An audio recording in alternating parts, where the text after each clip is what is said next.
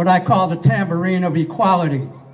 This tambourine was here at Luke Easter Park last summer during Family Unity Day when I was helping Ken Lancy campaign for mayor. This tambourine was up on the stage when the airplane flew over and Zach Reed grabbed a microphone from Art McCoy and started screaming, "Jackson, Jackson, Jackson." I don't see Zach Reed or Frank Jackson here today.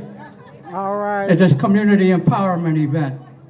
And recently I was down at City Hall for a council meeting and saw Zach Reed make an impassioned speech about the forgotten Cleveland and that the city and his peers at City Council and the mayor needed to remember the forgotten Cleveland, the neighborhoods out here where children are being killed. But I don't see Zach Reed here today. Zach Reed was on television the other night talking about taking back the streets, but I don't see Zach Reed here today trying to take back the park. Zach Reed, where are you? You know, my company is World Stock Entertainment. I started this 6 years ago. I started this mission after being fortunate enough and blessed enough to go to rock and roll fantasy camp, where I heard a gentleman who I respected by the name of Glenn Hughes, who used to play bass for the band Deep Purple, talk about the fact that we were blessed to have a musical gift. Everybody doesn't have it. And that we had an obligation, a sacred obligation, to use our gift to give something back. And I was so inspired by that after I got out of that opportunity, having been a musician pretty much most of my life, I decided to get into music on the business end, and I started this company with that mission in mind, to give something back. I immediately started connecting with people, and one of the people I connected with was a dear friend of mine now, Artie Kornfeld, the gentleman who put on Woodstock in 1969. And Artie proved to us over that weekend in 1969, in the middle of August, that 500,000 people could gather together with the platform of music and a spirit of peace, brotherhood, and love. People from all generations and all ethnicities and all religious backgrounds and all spiritual backgrounds and all backgrounds, and coexist together for a weekend without any fights and any riots and any of that stuff going on, and share with one another in a spirit of peace and brotherhood. And that's what World Stock Entertainment is about, and that's what this event is about. You know, it's not about black or white, it's not about black, white, Asian, Native American. It's about people coming together in a spirit of peace and brotherhood. I grew up in the 50s and the 60s, and I grew up, originally was born in Euclid and went there to elementary school in Euclid up until the 3rd grade. And I remember no people of color in our neighborhood. I don't know why that was, but I can't recall. And in the 3rd grade, what is now Route 2 that runs from Dead Man's Curve all the way out to Lake County and beyond, took our home, and we moved to the city of Wycliffe. And growing up in Wycliffe, I went to a school called Warden Elementary, and I didn't see any blacks or Hispanics or Native Americans. I saw a couple of Asian families in the neighborhood, but we had blacks in our community.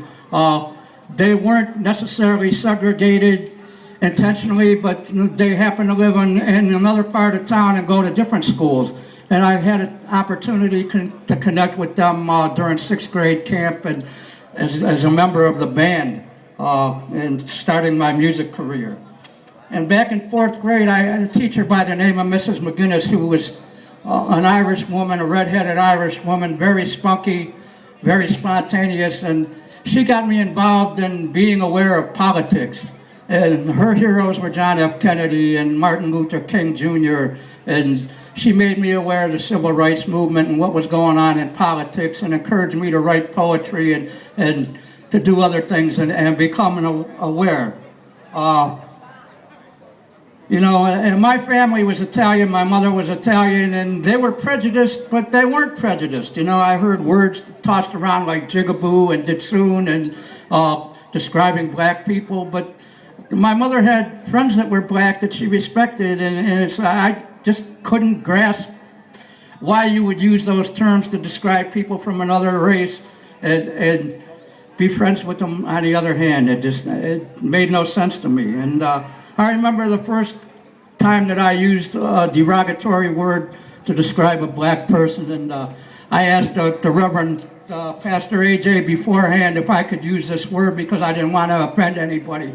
But the first time that I ever used the word nigger, I was in 6th grade or 7th grade, and there was a fight on the school ground between a young black man that I knew that was a decent guy and a white kid, and like a stupid kid, I went up and said, fight, a nigger and a white.